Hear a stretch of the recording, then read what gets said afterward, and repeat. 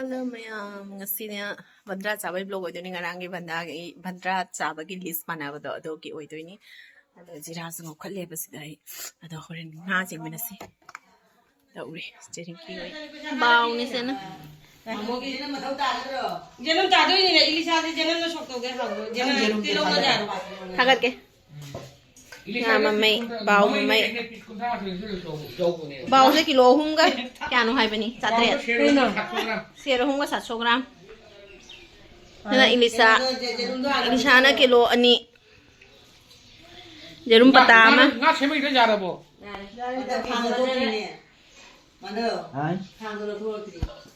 nói nè nga chẳng có đâu chị đấy Selo taba jano pa je samlang je kakha ke batai kari mali ke je gune masak tai tan mana Loire ai sini kaya dini hai do anong ba ko malay ba kari mali ke je gune sana kayo sayo na kano to bangam de si chemin da ka tau jate ngasi di kapu kapate wala na sang putol lai thong lo ano siya kayo mo ang tawag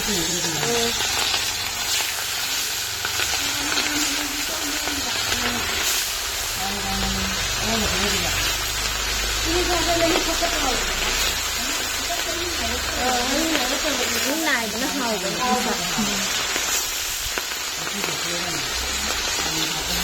nhưng mà giống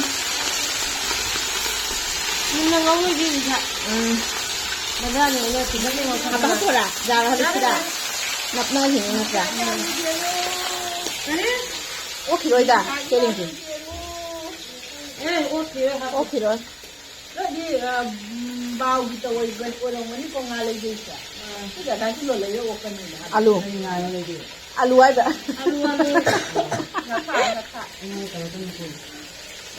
chơi drum phải chơi cái gì không lo bên nè không lo này thao xuống cái đi nó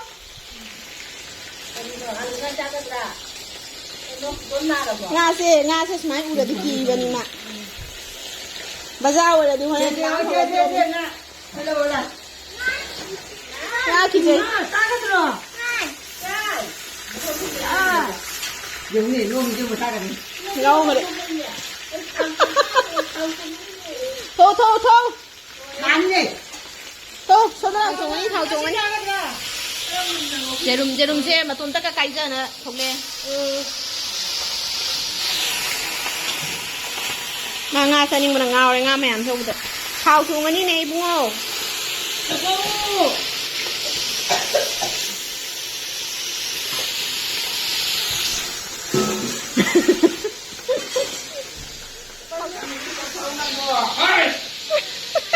quay lấy ra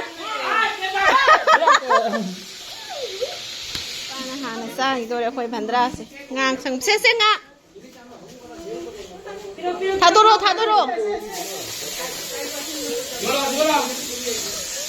sese wow chef ham gala chef ham musik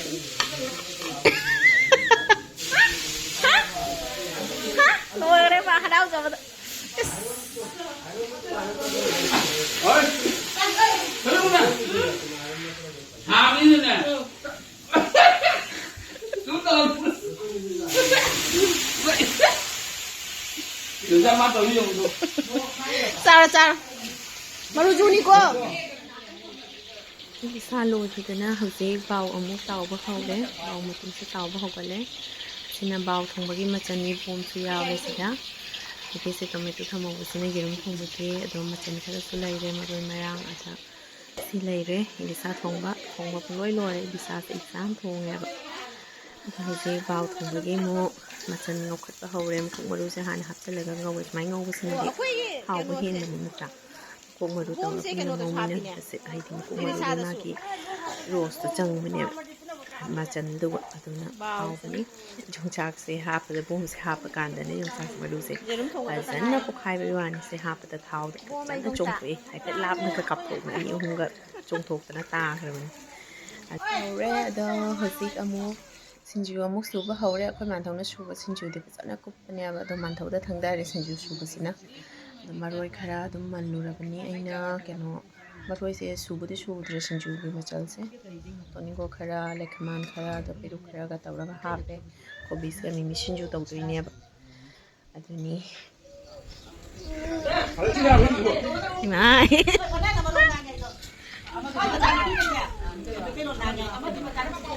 ꯑꯗ ꯕꯥꯎꯁꯤꯁꯨ ꯊꯣꯡꯕ ꯂꯣꯏꯔꯛꯇꯅ ꯕꯥꯎꯁꯦ ꯉꯥꯁꯦ ꯁꯣꯔꯤ ꯑꯁꯤꯗ ꯆꯟꯗꯗꯅꯅꯦ ꯉꯥꯁꯦ ꯇꯣꯉꯥꯟꯅ ꯈꯟꯗꯣꯛꯑꯦꯕ ꯑꯗꯣ ꯌꯦꯔꯨꯝꯁꯤꯅ ꯑꯩꯉꯣꯟꯗ ꯆꯪꯉꯣꯏꯅ ꯆꯪꯉꯦ ꯃꯃꯥꯡꯒꯤ ꯚꯟꯗ꯭ꯔꯥ ꯆꯥꯅꯈꯤꯕꯗꯁꯨ ꯌꯦꯔꯨꯝꯁꯦ ꯑꯩꯉꯣꯟꯗ ꯑꯩꯅ ꯑꯗꯨꯝ ꯊꯣꯡꯈꯤꯑꯕ ꯑꯗꯨꯅ ꯍꯟꯗꯛꯁꯨ ꯑꯗꯨꯝ ꯌꯦꯔꯨꯝꯁꯦ ꯑꯩꯉꯣꯟꯗ ꯇꯥꯔꯦ ꯑꯗꯣ ꯌꯦꯔꯨꯝꯁꯦ ꯉꯧꯈꯠꯄ ꯇꯥꯎꯕ ꯍꯥꯟꯅ ꯍꯧꯒꯠꯂꯦ ꯑꯗꯒꯤ ꯌꯦꯔꯨꯝꯁꯦ ꯑꯩꯅ ꯊꯣꯡꯗ꯭ꯔꯕꯅꯤꯀꯣ ꯌꯦꯡꯃꯤꯟꯅꯁꯤ ꯀꯃꯥꯏ ꯇꯧꯕ ꯍꯥꯏꯗꯣ क्या ये लुकिंग फैब बहुत सुंदर लग रही है फजबना लोरे ngasi di yam fajai ngasi seng yam fajare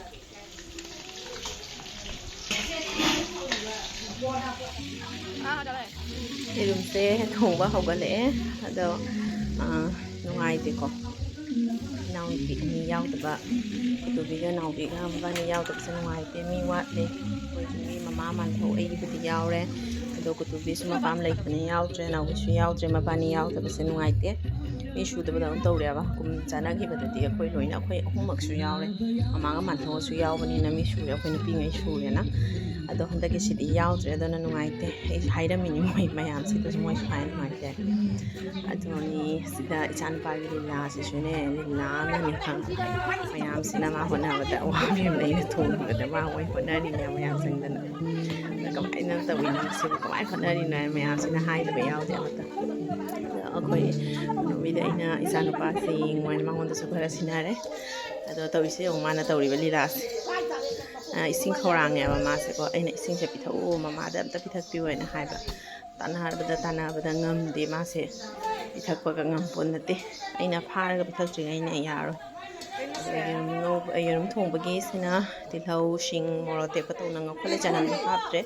ꯇꯤꯜꯍꯧ ꯈꯛꯇ ꯇꯧꯔꯒ ꯇꯧꯔꯦ ꯃꯌꯥꯝꯗꯣ ꯆꯅꯝ ꯆꯥꯟꯅꯗꯕꯁꯨ ꯌꯥꯎꯔꯦꯕ ꯑꯗꯨꯅ ꯆꯅꯝꯗꯨꯗꯤ ꯍꯥꯞꯇ꯭ꯔꯦ ꯑꯗꯣ ꯍꯧꯖꯤꯛ ꯃꯃꯥꯅ ꯄꯤꯊꯛꯄ ꯉꯝꯗ꯭ꯔꯦ ꯑꯩꯅ ꯑꯃꯨꯛ ꯐꯥꯔꯒ ꯑꯩꯅ ꯅꯝꯗꯅ ꯄꯤꯊꯛꯇꯣꯏꯅꯤꯁꯦ ꯏꯁꯤꯡ ꯈꯧꯔꯥꯡꯉꯤꯁꯤꯁꯨꯅꯦ ꯏꯁꯤꯡ ꯄꯤꯊꯛꯄꯁꯤꯁꯨꯅꯦ ꯑꯩꯅ ꯄꯤꯊꯛ ꯇꯥꯕ ꯃꯥꯁꯦ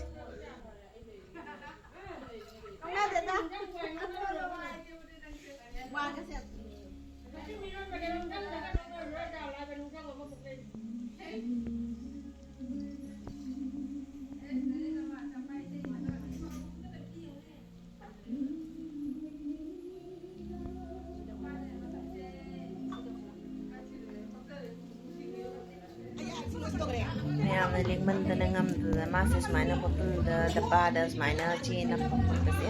ꯑꯁꯤ ꯌꯥꯗꯕꯅ ꯂꯧꯊꯣꯛꯇꯦ ꯈꯣꯠꯇꯣꯛꯇꯦ ꯍꯦꯛꯇ ꯍꯣꯠꯅꯍꯜꯂꯦꯕ ꯑꯗꯨꯅ ꯁꯤ ꯑꯣꯏꯅ ꯄꯤꯁꯜꯂꯦ ꯃꯥꯟꯗꯧꯅ ꯁꯦ ꯇꯧꯔꯣ ꯍꯥꯏꯅ ꯑꯗꯨꯒ ꯌꯦꯡꯉꯨ ꯕꯣꯇꯜ ꯃꯌꯥꯝꯁꯦ ꯑꯩꯈꯣꯏ ꯃꯤꯁꯤꯡꯒꯤ ꯕꯣꯇꯜ ꯃꯌꯥꯝꯁꯦ ꯂꯣꯏꯅ ꯈꯣꯠꯇꯠꯂꯤꯅꯤ ꯃꯥꯅ ꯏꯟꯖꯥꯡ ꯃꯊꯦꯜꯁꯦ ꯐꯅ ꯌꯥꯝꯗꯤ ꯂꯣꯏꯔꯦ ꯁꯤꯡꯖꯨ ꯂꯩꯈ꯭ꯔꯦ ꯑꯁꯤꯅ ꯕꯥꯎ ꯊꯣꯡꯕꯗꯨꯅꯤ ꯃꯇꯨꯝꯉꯩꯗꯤ ꯂꯧꯊꯣꯛꯈꯤꯕꯗꯣ ꯉꯁꯥꯏ ꯑꯗ ꯁꯤꯅ ꯃꯊꯥꯉꯩꯁꯤꯗ ꯂꯩꯔꯦ ꯁꯤꯅ ꯃꯇꯨꯝ ꯃꯃꯩ ꯇꯧꯅ ꯂꯩꯔꯦ ꯑꯗꯒꯤ ꯃꯀꯣꯛꯁꯨ ꯌꯥꯎꯈ꯭ꯔꯦꯀꯣ ꯃꯇꯨꯝꯗꯨꯒ ꯃꯀꯣꯛꯅꯦ ꯃꯃꯩꯅꯦ ꯃꯇꯨꯝꯅꯦ ꯑꯗꯒꯤꯁꯤꯅ ꯏꯂꯤꯁꯥ ꯊꯣꯡꯕꯗꯨꯅꯤ ꯏꯂꯤꯁꯥ ꯊꯣꯡꯕꯁꯨ ꯂꯣꯏꯔꯦ ꯏꯂꯤꯁꯥ ꯊꯣꯡꯕꯅ ꯈ꯭ꯋꯥꯏ ꯍꯥꯟꯅ ꯊꯣꯡꯕꯅꯦ ꯃꯥ ꯍꯥꯟꯅ ꯂꯣꯏꯔꯦ ꯍꯥꯏꯕ ꯆꯥꯛ ꯁꯣꯔꯤꯌꯥ ꯑꯅꯤꯁꯤꯅꯤ ꯑꯗꯨ ꯂꯣꯏꯔꯦ ꯌꯦꯔꯨꯝ ꯊꯣꯡꯕ ꯈꯛꯇ ꯉꯥꯏꯔꯦ ꯌꯦꯔꯨꯝ ꯊꯣꯡꯕꯕꯨꯗꯤ ꯀꯨꯏꯗꯦ ꯉꯥ ꯊꯥꯎ ꯃꯔꯤꯡꯈꯥ ꯉꯧꯕꯒ ꯌꯦꯔꯨꯝꯒ ꯁꯤꯡꯖꯨꯁꯦ ꯐꯖꯗ꯭ꯔꯥ ꯃꯁꯛꯁꯦ ꯃꯤꯃꯤ ꯍꯥꯞꯆꯟꯗꯣꯏꯅꯤ ꯋꯥꯠꯂꯤ ꯊꯣꯡꯕ ꯊꯥꯛꯄ ꯂꯣꯏꯔꯛꯇꯅ ꯑꯃꯨꯛ ꯌꯦꯟꯕꯒꯤ ꯃꯇꯥꯡ ꯌꯧꯁꯜꯂꯛꯑꯦ ꯌꯦꯟꯕꯒꯤꯁꯤꯅꯤ ꯈ꯭ꯋꯥꯏꯗꯒꯤ ꯋꯥꯔꯤꯁꯦ ꯊꯣꯡꯕ ꯊꯥꯛꯄꯕꯨꯗꯤ ꯑꯗꯨꯝ ꯊꯣꯡꯉꯦꯀꯣ ꯃꯌꯥꯝꯒꯤꯁꯨ ꯑꯗꯨꯝ ꯑꯩꯈꯣꯏ ꯚꯟꯗ꯭ꯔꯥ ꯆꯥꯅꯩꯁꯦ ꯑꯩꯈꯣꯏꯒꯤ ꯌꯨꯝꯒꯤ ꯃꯤꯁꯤꯡꯗꯩꯗꯤ ꯂꯤꯛꯈ꯭ꯔꯕꯩ ꯋꯥꯅꯤ ꯑꯩꯈꯣꯏ ꯌꯨꯝꯗꯗꯤ ꯑꯗꯨꯝ ꯅꯨꯃꯤꯠ ꯈꯨꯗꯤꯡꯒꯤ ꯅꯣꯡꯃꯗ ꯑꯅꯤꯔꯛ ꯚꯟꯗ꯭ꯔꯥꯅꯤ ꯍꯥꯏꯗꯨꯅꯤ ꯃꯤꯁꯤꯡꯗꯣ ꯌꯥꯝꯕꯅꯤ나 ꯑꯗꯣ ꯉꯁꯤ ꯚꯟꯗ꯭ꯔꯥ ꯆꯥꯅꯩꯁꯦ ꯑꯩꯈꯣꯏ ꯌꯨꯝꯒꯤ ꯃꯤꯁꯤꯡꯗꯩꯗꯤ ꯂꯤꯛꯑꯦꯕ ꯑꯗꯨꯅ ꯀꯩꯁꯨꯕꯨꯗꯤ ꯅꯠꯇꯦ ꯑꯗꯣ ꯚꯟꯗ꯭ꯔꯥꯅꯤꯅ ꯑꯗꯨꯝ ꯚꯟꯗ꯭ꯔꯥꯒꯤ ꯃꯑꯣꯡꯗꯕꯨꯗꯤ ꯊꯣꯡꯉꯦ ꯁꯤꯅꯁꯨ ꯐꯖꯅ ꯇꯧꯅ ꯁꯤꯡꯖꯨꯁꯦ ꯄꯠꯊꯔꯦ ꯑꯗꯣ ꯉꯥ ꯍꯥꯏꯗꯤ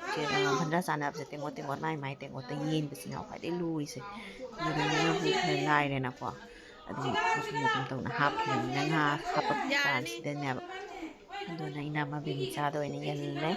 ꯃꯥꯅ ꯑꯗꯨꯝ ꯆꯍꯤ ꯈꯨꯗꯤꯡꯒꯤ ꯑꯗꯨꯝ ꯌꯦꯜꯂꯤꯗ ꯑꯗꯨꯒꯤ ꯌꯦꯟꯕ ꯂꯣꯏꯔꯛꯑꯦ ꯈꯔ ꯈꯔ ꯇꯧꯅ ꯑꯗꯨ ꯁꯤ ꯈꯤꯇꯪ ꯀꯣꯊꯔꯁꯤ ꯑꯩꯈꯣꯏ ꯀꯨꯕꯣꯛꯀꯤ ꯄꯄꯥꯏ ꯀꯩꯅꯣ ꯆꯥꯅꯤꯅ ꯀꯩ ꯆꯥꯔꯣꯏꯗꯣꯏꯅꯣ ꯄꯤꯔꯤꯉꯩ ꯃꯤꯃꯤ ꯁꯤꯡꯖꯨꯗꯣ ꯋꯥꯠꯄꯅꯤ ꯑꯃ ꯄꯨꯈꯠꯀꯅꯤꯅ ꯃꯣꯏ ꯅꯠꯇꯦ ꯃꯣꯏ ꯑꯁꯣꯟꯗꯒꯤꯅꯦ ꯉꯁꯥꯏ ꯁꯨꯅꯗꯅꯦ ꯆꯞ ꯃꯥꯟꯅꯅ ꯑꯃꯈꯛ ꯄꯨꯔꯛꯇ꯭ꯔꯥ ꯑꯩꯅ ꯍꯣꯠꯅ ꯀꯩ ꯍꯥꯏꯒꯦ ꯃꯣꯏ ꯇꯦꯡꯕꯣꯠ ꯑꯃꯗꯗꯤ 2 ꯂꯩꯕꯅꯦ ꯃꯥꯒꯤ ꯁꯨꯔꯕꯣ ꯀꯦꯛꯀꯤ ꯃꯣꯏꯗꯤ ꯌꯥꯕ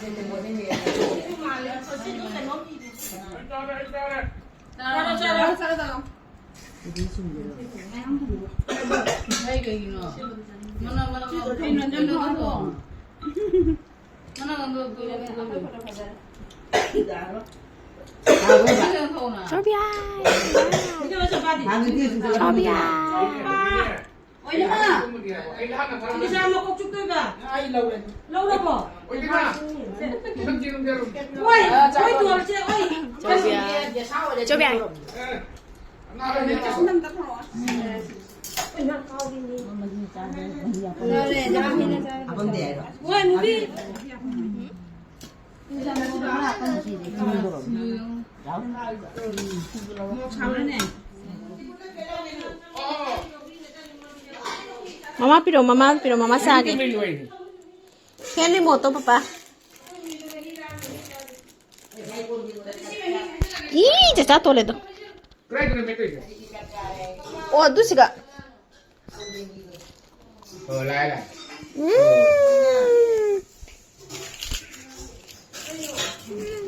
Hibo. Pandra za loirapagi hauzik thabal chong saina mayam kanna haunari thabal chongba haidi akhoi lakji de pandra zaba kada akhoi sumang siga sumang siga thabal chong ne haibako ado akhoi lakpadai de amta tawdreba chong tri sumaina punba se phangje badum mai thak tole chinabani na hakum chu punbado hakum di chong haudre ado kumsi di chong sena akhoi nonobiga nonoga chemubiga hana thona chongare Lady issue ngamdre like the towel the bum journey na ko isu thoga chonge khoi man thona makok ching na chong thare adegi nungai hare jamna mama su chong si chong mama na khong da na ni na ngam ga ma thau su khong se na ri ne su thabal da pam ni na chong che nam na chong halle de mama su khong da na ni ngam do ngam moi do khangde na ha ba do nam da na dum yaw si heitrasu dum yaw se na halle mayam puna ma hodana chanu pa ni ta urisi mana ta uri bali la se koi chanu pa sina ai se mi ma khut paira thabal chunganu ma ga tawraga ma ga paira chung se aduna mana namdana lauthokna phamhanle ai se aduni mayam ngasi gi video di yam nungai khre ngasi se swai sida dum lo shinjarage ko mayam su nungai ramgani an khalli adu mathangi video da mu thinarasi mayam